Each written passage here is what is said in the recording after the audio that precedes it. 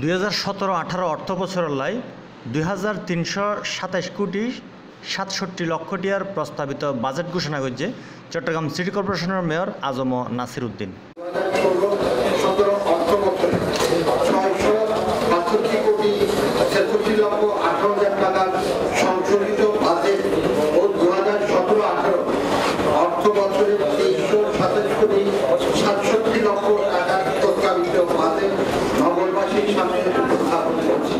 রোববার দুপুরে নগর ভবনের কেবি আব্দুস সাত্তার মিলনায়তনত বাজেট অধিবেশনের অনুমোদনের পর এ ঘোষণা দেয় মেয়র। এবার চট্টগ্রাম সিটি কর্পোরেশনের নিজস্ব উৎস আয় ধরা হয়ে 984 কোটি 37 লক্ষ টিয়া। আগর অর্থ বছরত এ খাতত আয় আছিল 366 কোটি 51 লক্ষ টিয়া।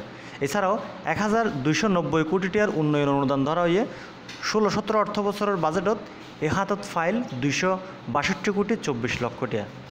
মূল বক্তব্যত মেয়র হয় বর্জ্য ব্যবস্থাপনার লাই দূষণ নিরোধী ভস্মীভূতকরণ প্লান্টসহ আধুনিক যন্ত্রপাতি কিনিবার লাই 550 কোটি টিয়া আর বিভিন্ন এলাকাত অবকাঠামোগত উন্নয়ন সহ সেবক নিবাস নির্মাণ বাবদ 719 কোটি টিয়া বার্ষিক উন্নয়ন কর্মসূচির অধীনে মন্ত্রণালয়ের অনুমোদনের লাই পাঠানো হয়।